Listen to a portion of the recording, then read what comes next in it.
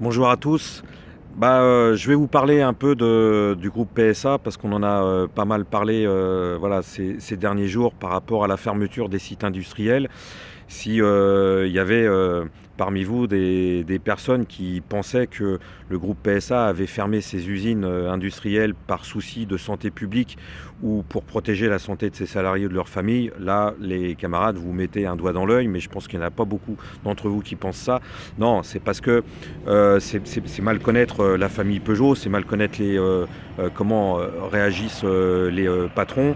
Ils ont fermé les usines industrielles de fabrication de voitures.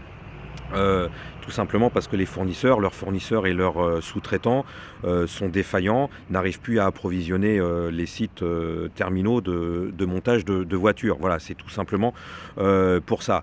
Encore hier, aujourd'hui, il y avait par exemple à l'usine de PSA à Mulhouse, qui pourtant est dans un secteur extrêmement impacté par le coronavirus, la direction de PSA à Mulhouse avait l'idée de proposer aux salariés, aux ouvriers sur chaîne, de porter un masque pour continuer à travailler. Alors que le personnel hospitalier crie sa colère parce qu'ils n'ont pas assez de masques. Il y a une pénurie de masques. Voilà. Pour vous dire comment, dans certains cerveaux de directeurs, germent certaines idées complètement dingues, complètement irresponsables par rapport à la situation actuellement que l'on vit tous. Alors, il y a des sites de PSA qui continuent malgré tout à travailler. Parce que hier, Emmanuel Macron, quand il dit que nous sommes en guerre, oui, nous sommes en guerre contre le virus, là-dessus on est tous d'accord, mais il ne demande pas le même effort à tout le monde. Il n'y a pas le même effort de guerre qui est demandé à tout le monde. Et l'effort qui est demandé au patron, il est quand même extrêmement petit. En tout cas, il n'est pas à la hauteur de la situation. Normalement, il devrait y avoir une interdiction à toutes les entreprises qui ne sont pas essentielles, indispensables à la vie de la société, une interdiction de travailler et de tourner. Il est certain qu'une usine de fabrication de médicaments, elle doit continuer à tourner pour le bien de tous, mais tous les sites de PSA, mais comme de la filière automobile et au-delà de la filière automobile, devraient s'arrêter. Aujourd'hui, à l'usine de PSA Vesoul, qui fabrique des pièces détachées, qui livre des pièces détachées à tous les garages, ils sont obligés de travailler. Les camarades là-bas, ils sont obligés de travailler, de s'entasser, de travailler à plusieurs centaines les uns sur les autres parce qu'il n'y a pas cette interdiction. Voilà. Et ça, c'est un gros problème. C'est un gros problème parce que c'est une politique qui est complètement irresponsable vis-à-vis de la santé publique, vis-à-vis de la situation de pandémie qu'on vit tous actuellement. Mais en tout cas, cette politique, elle est responsable vis-à-vis des profits, vis-à-vis des actionnaires du CAC 40.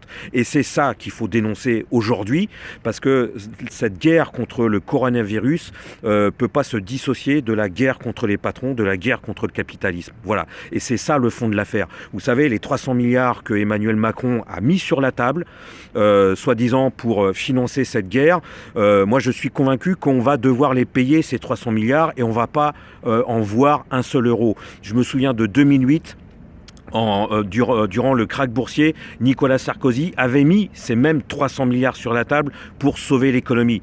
Alors les banques ont été sauvées, les grandes entreprises ont été subventionnées, mais nous, les travailleurs, les chômeurs, les retraités, on n'a eu que dalle. On a eu zéro. Et non seulement on a eu zéro, mais on a été obligé de rembourser cette dette.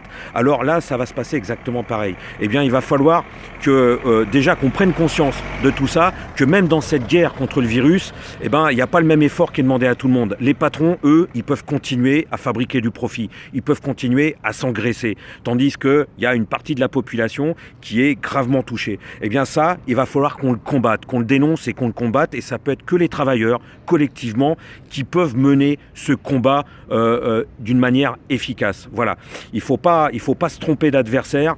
Aujourd'hui, oui, le virus nous attaque, le coronavirus nous attaque, mais c'est le capitalisme qui est responsable. C'est l'organisation sociale de cette société qui est responsable de la pandémie et du fait que, des patrons complètement irresponsables ne freinent pas du tout la propagation du virus. Au contraire, ils continuent à l'accélérer en imposant à des travailleurs de venir faire de la production les uns sur les autres. Et pourtant, à PSA à Vesoul, il y a eu plus de 40 salariés qui sont mis en droit de retrait. Ils ont été menacés de licenciement par la direction. Voilà comment ça se passe dans les usines de PSA. Voilà l'envers du décor.